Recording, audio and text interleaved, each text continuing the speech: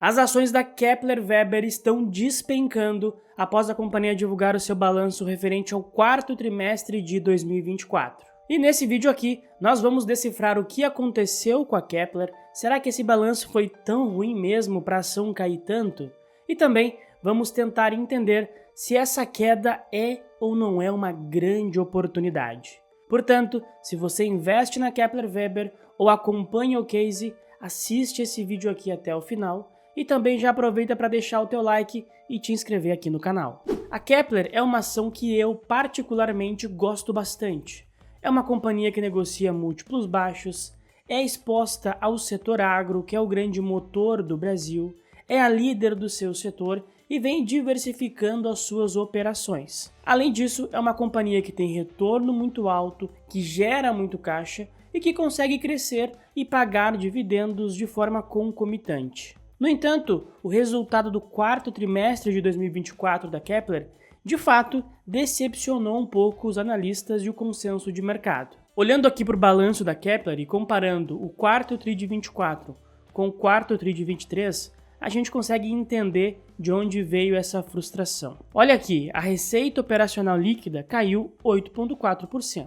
Até aí tudo bem, é uma queda não muito representativa, mas o que pegou mesmo os analistas, o que de fato decepcionou o mercado, foram as margens. A margem EBITDA caiu 5,5 pontos percentuais e a margem líquida caiu 7,7 pontos percentuais. Com isso, o lucro líquido da companhia foi de 50,4 milhões contra 94 milhões no quarto TRI de 2023, uma queda de 46,4%. Como deu para ver, o resultado foi fraco e isso decepcionou o mercado.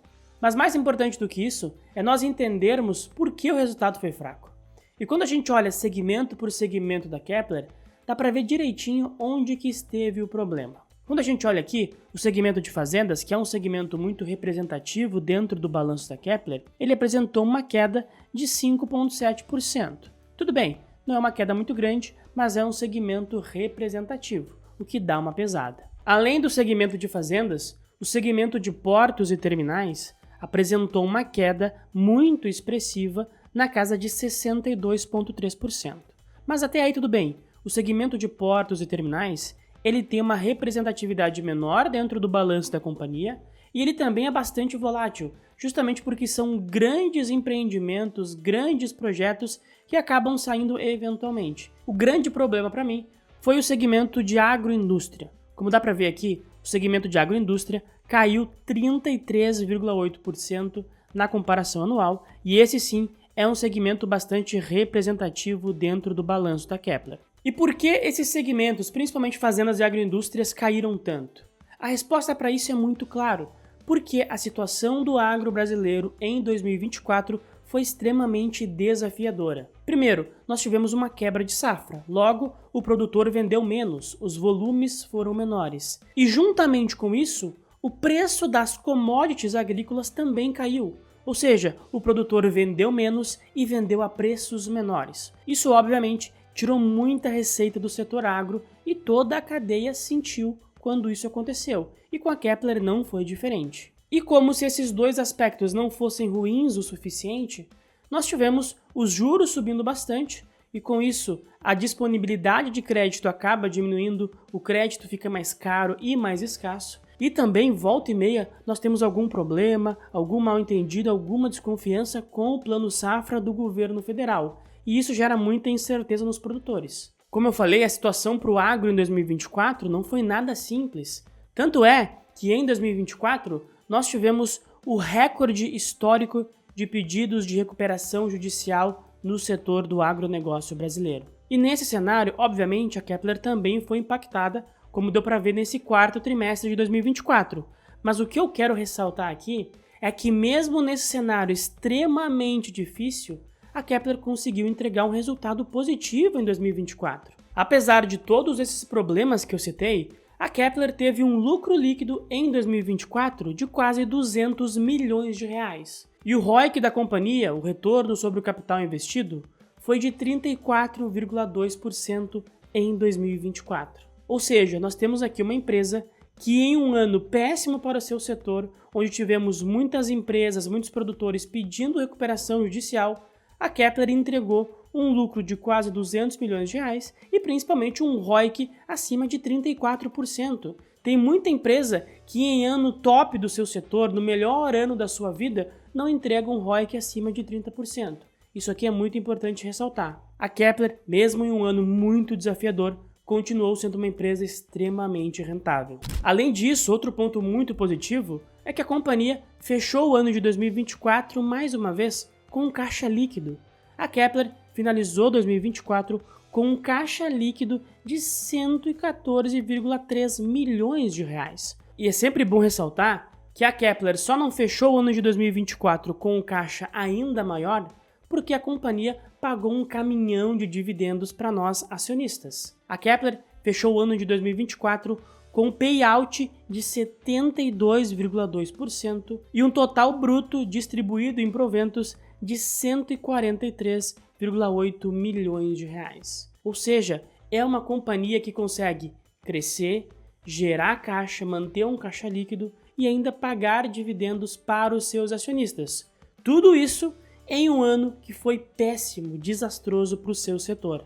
Outro ponto positivo que eu também quero ressaltar nesse balanço é a diversificação de negócios da Kepler Weber. Se por um lado nós tivemos agroindústrias e fazendas puxando o resultado para baixo, por outro lado nós tivemos o segmento de negócios internacionais sendo o grande destaque de 2024, apresentando um crescimento muito robusto, principalmente com negócios em Paraguai, Uruguai, Bolívia, e agora a Kepler também está começando a fazer negócios com produtores, com fazendas na Argentina, e esse pode ser um país que vai trazer um bom crescimento para a Kepler nos próximos anos.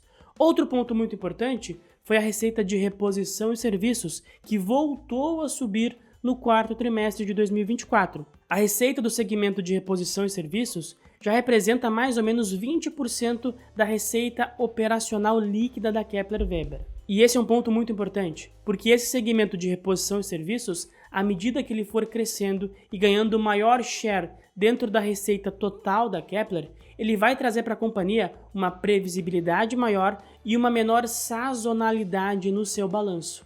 Portanto, obviamente, o mercado não gostou, a ação despencou pós-balanço, talvez até caia um pouco mais, mas na minha opinião, isso é completamente exagerado. Ainda mais quando a gente alonga um pouco mais o horizonte de tempo. Na minha opinião, o agro não vai deixar de crescer, não vai deixar de ser o grande motor do Brasil. Obviamente, nós temos alguns anos que são mais difíceis, que são mais complicados, mas a tendência de médio e longo prazo é o agro brasileiro continuar crescendo, continuar aumentando a sua produtividade e, com isso, a necessidade de armazenagem de grãos também vai aumentar. E hoje já existe um déficit muito grande, e se essa produção continuar aumentando, o déficit só vai aumentar. Portanto, tem muito espaço para a Kepler ainda crescer dentro do seu setor. E isso fica muito claro quando a gente olha já para o curto prazo. Por exemplo, para 2025, está confirmado que nós teremos uma safra recorde. Com essa safra recorde, naturalmente, as condições do setor agro vão melhorar. O produtor vai vender mais, o preço das commodities